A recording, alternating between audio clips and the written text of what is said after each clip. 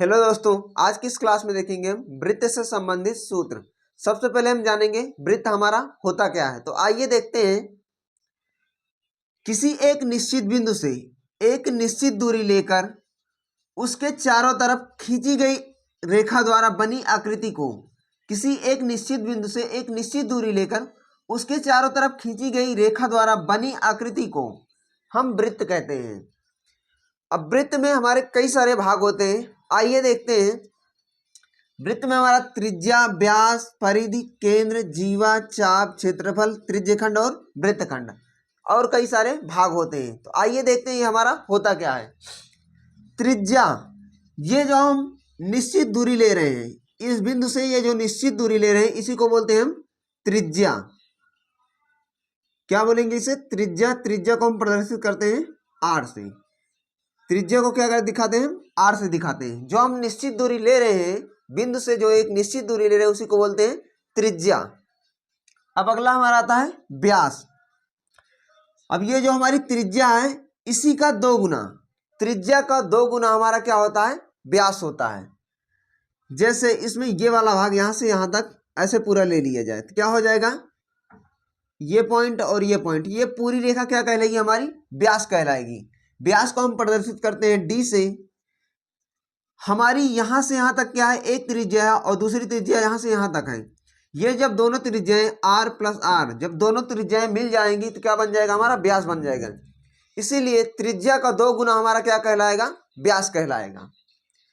त्रिज्या का दो गुना, दो गुना गुणे त्रिज्या, इसे लिख सकते हैं 2r, क्योंकि त्रिज्या को क्या माने? हम r मान रखे हैं। त्रिज्या का दो गुना हमारा क्या कहलाएगा? व्यास कहलाएगा। अगला आता है हमारी परिधि। परिधि हम उसे कहेंगे जो एक निश्चित दूरी ले रखे इसके चारों तरफ, इस निश्चित दूरी से चारों तरफ जो रेखा खींची जा रही है, इसके चारों तरफ जो रेखा खींची जा रही है, कहने का मतलब ये हमारा हो गया बिंदु हो गया। इसके चारों तरफ, ये एक निश्चित दूरी की, इसके चारों तरफ जो रेखा खींची जा रही है वो हमारी क्या हो गई? परिधि हो गई। परिधि, परिधि हमारा होता है 2πr। तो परिधि क्या आ गया हमारा? 2πr।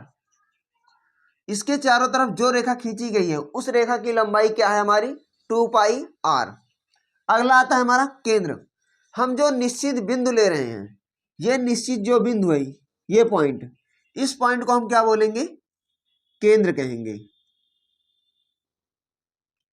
केंद्र को हम प्रदर्शित करते हैं ओ से। अगला आता है हमारा जीवा। अब जीवा किसे कहेंगे? ये भी इसी में रहेगा, ये हमारा केंद्र हो गया। परिधि पर कोई दो बिंदु लेकर एक रेखा खींची जाए उसी को कहेंगे जीवा। हमारी ये परिधि है, एक पॉइंट ये है, एक पॉइंट ये है, इसमें जो रेखा खींची जा रही है इसी को बोलेंगे क्या हम? जीवा।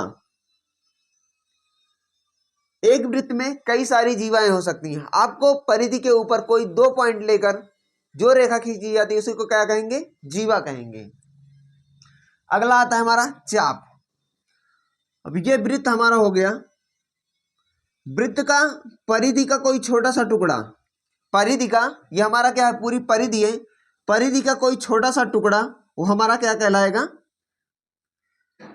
चाप कहलाएगा। ये इसे क्या बोलेंगे? इतने को हम चाप। फिर इसके बाद आता है क्षेत्रफल। हम क्या पढ़ रहे हैं? वृत्त पढ़ रहे हैं तो हमें क्या निकालना है? वृत्त का क्षेत्रफल। जो हमारा वैसे क्षेत्रफल होता है उसे क्या दिखाते हैं? क्षेत्रफल बराबर लंबाई गुणे चौड़ाई। लंबाई गुणे चौड़ाई बराबर हमारा क्या होता है? क्षेत्रफल होता है। अब इसमें हमें क्या मिल जाए? लंबाई और चौड़ाई मिल जाए तो क्या निकल जाएगा? हमारा क्षेत्रफल निकल जाएगा। अब यही हमारा वृत्त है। वृत्त को हम क्या लिख सकते हैं? हमारा वृत्त है, वृत्त को ऐसे इस त्रिज्या द्वारा यहां पर इसको कई सारे टुकड़ों में से बांट दिया जाए, इसे काटकर ऐसे बांट दिया जाए। अब इन टुकड़ों को 1 2 3 4 5 6 7 8, इसके कई सारे टुकड़े, इसको ऐसे, ये टुकड़ा पहला वाला इसे ऐसे अरेंज किया जाए और दूसरा वाला टुकड़ा को ऐसे अरेंज किया जाए, ऐसे तीसरा, चौथा, पांचवा, ऐसे इसके कई सारे टुकड़े को ऐसे अरेंज कर दिया जाए।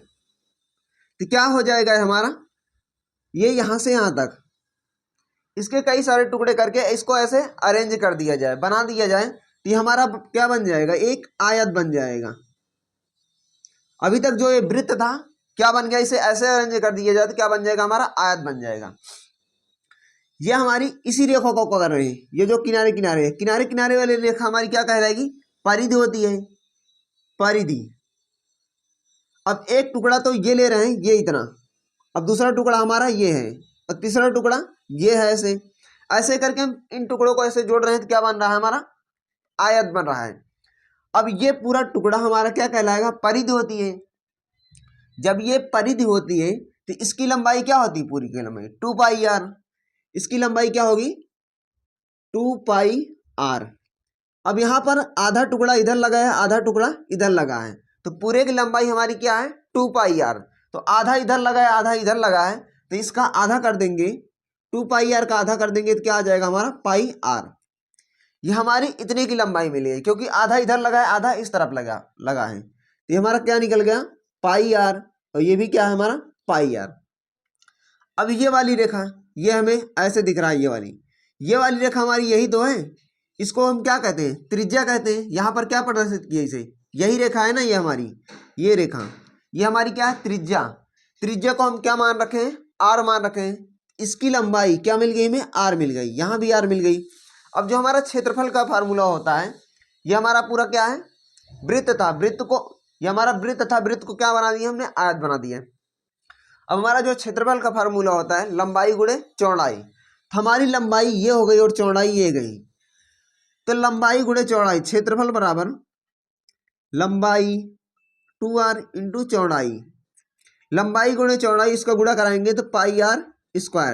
तो हमारा जो वृत्त का क्षेत्रफल निकला, क्या निकला πr²। वृत्त का फार्मूला क्या हो गया πr²। अब आता है अगला हमारा त्रिज्यखंड और वृत्तखंड। सबसे ज्यादा कंफ्यूजन इसी में होती है, हम किसे त्रिज्यखंड कहें और किसे वृत्तखंड कहें। इसे हम बहुत आसान भाषा में सीखेंगे। हम दो वृत्त ले रहे हैं, एक वृत्त हमारा ये हो गया और एक वृत्त ये हो गया।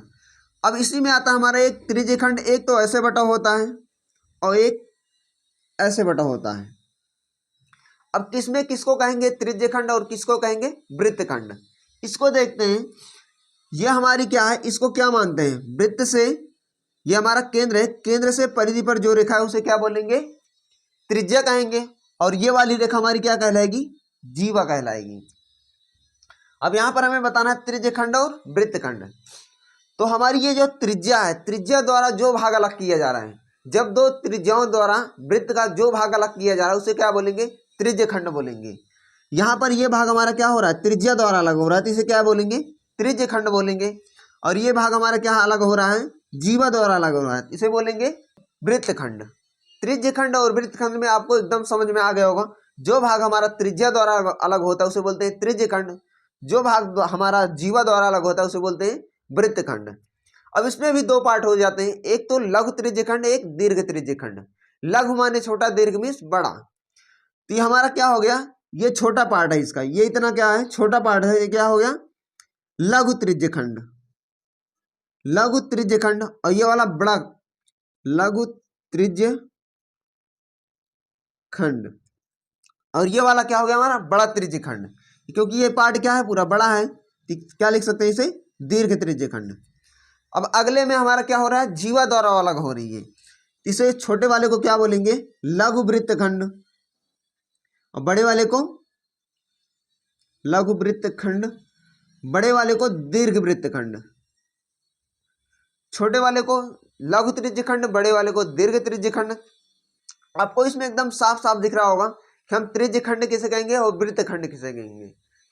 बाकी इसमें एक चीज और है, अगर ये रेखा हमारी, यहां पर हम एक वृत्त और ले लें ऐसे, ये हमारा वृत्त है, मान लो ये वाली रेखा, एक पॉइंट ये हो गया, एक पॉइंट ये हो गया, ये हमारी जीवा हो गई। एक पॉइंट हम इधर ले लें, एक पॉइंट इधर ले लें, ऐसे ये हमारी क्या हो गई, एक जीवा हो गई। और एक पॉइंट ये लें और एक पॉइंट ये लें, ये भी हमारी क्या हो गई, जीवा हो गई। ये जीवा है, क्या है, जीवा है। और इसी को हम क्या बोलते हैं, यहाँ पर अभी हमने बताया क्या बोलते हैं इसे, इसी को कहते हैं पूरे को व्यास। तो यही व्यास हमारा पूरा है, ये भी तो हमारा व्यास ही है। परिधि पर 2 पॉइंट जब इस रेखा को मिलाएं, जो रेखा हमारी केंद्र से होकर जाती है, ये रेखाएं जो बिंदु हम लिए हैं, जब उस रेखा को खींच रहे हैं तो हमारा जो केंद्र से होकर जा रही है तो हमारी क्या कहलाएगी, वो व्यास कहलाएगी, उसी को जीवा कहलाएंगे। इस वृत्त के अंदर सबसे बड़ी जीवा हमारी व्यास होती है। वृत्त के अंदर ये हमारा पूरा क्या है, जीवा है। वृत्त के अंदर सबसे बड़ी जीवा क्या कहलाएगी, व्यास कहलाएगी। इसे हम एक पॉइंट और लिख सकते हैं, वृत्त के अंदर सबसे बड़ी जीवा क्या होती है, हमारी व्यास होती है। क्या बोलेंगे इसे, व्यास। बाकी इस वीडियो में यहीं तक।